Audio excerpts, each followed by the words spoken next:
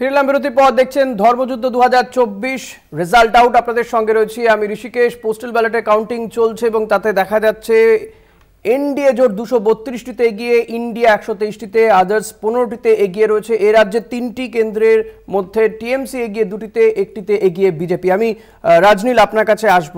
যদিও early trend এবং কিছুই বলা যায় না এই পোস্টাল ব্যালট, তবুও যা এক্সিট পোল ছিল সেই দিকেই যাচ্ছে বলে মনে হচ্ছে এখনো পর্যন্ত।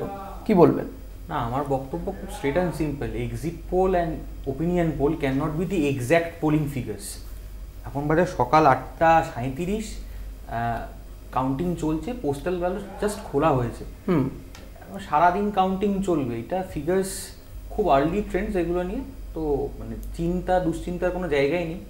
আমরা বারবার বলেছিলাম যে মানুষ গণতান্ত্রিক পদ্ধতিতে ভোট দিতে পেরেছেন, যেটা রেজাল্ট হবে সেটা সবাই দেখতে পাবে, আমরাও দেখতে পাবো। এক্সিট পোল নিয়ে আমরা খুব একটা মাথা ব্যথা আমরা করি। আপনাদের সামগ্রিক রেজাল্ট নিয়ে আপনারা কি ভাবছেন? বাম কংগ্রেসের রেজাল্ট কেমন হতে পারে এ রাজ্যে? আমরা একবারও বলিনি বাম কংগ্রেস 42-এ 42খানাই পাবে। আমরা যেখানে যেখানে আমাদের শক্তিশালী আমরা ছিলাম, আমরা কাজ করতে পেরেছি ঠিকঠাক ওয়েতে, বাম কংগ্রেস জোট সেই জায়গাগুলো তো অবশ্যই তারা জিতছে। যেমন জঙ্গিপুরে আমরা দেখতে পাচ্ছি এগিয়ে আছে, যাদবপুরে আমরা আশাবাদী, মুর্শিদাবাদে আশাবাদী, বহরমপুরে আশাবাদী, শ্রীরামপুরে আমরা চেষ্টা করছি, দেখা যাক কি হয়, আমরা আশাবাদী। বেশ, আমি বাণীব্রতবাবু আপনার কাছে আসবো। আমরা দেখলাম যে এই যেদিনকে ভোট শেষ হলো সেদিনকে ইন্ডিয়া জোট একটা বৈঠক করলো, যেখানে সেই বৈঠকে তৃণমূল কংগ্রেসের কোনো প্রতিনিধিকে দেখা গেল না। আজকেও খুব সম্ভবত একটা বৈঠক রয়েছে, যে আফটার রেজাল্ট ইন্ডিয়া জোটের বৈঠক হতে পারে।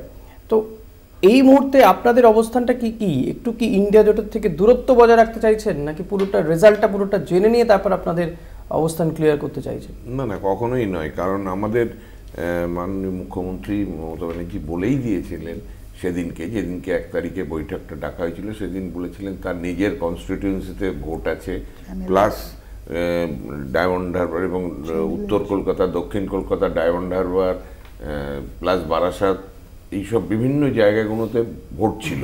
সেই ভোট ছেড়ে উনি যেতে পারবেন না।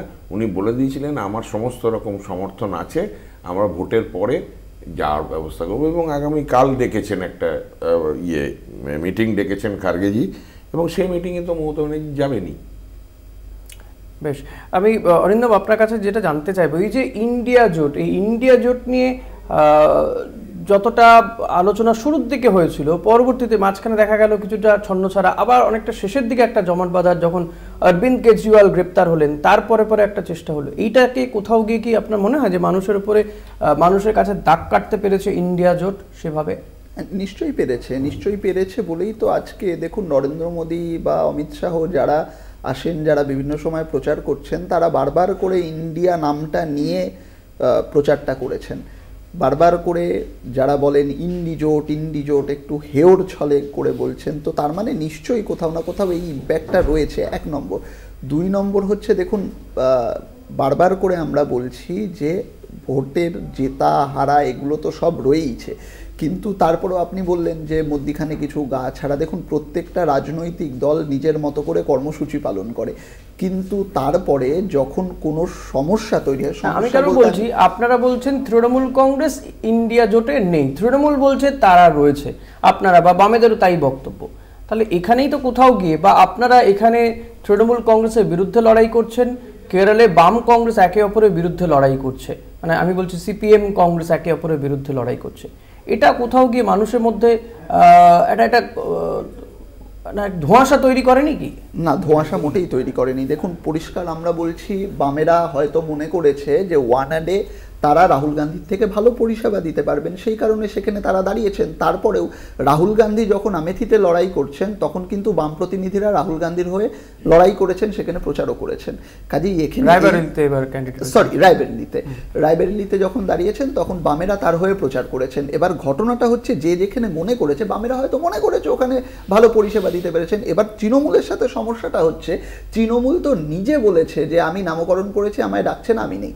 তারপরে আবার মমতা ব্যানার্জি কখনো বলেছেন যে না ঠিক আছে আমি আছি, বাইরের থেকে সাহায্য করবো, ইত্যাদি ইত্যাদি। দেখুন এইগুলো এখন উনি থাকবেন কি থাকবে না, এই অবস্থানটা স্পষ্ট ওনাকে করতে হবে, তারপরে নিয়ে কথা দেখা যাক। আবার একটা বিরতি নেব, বিরতির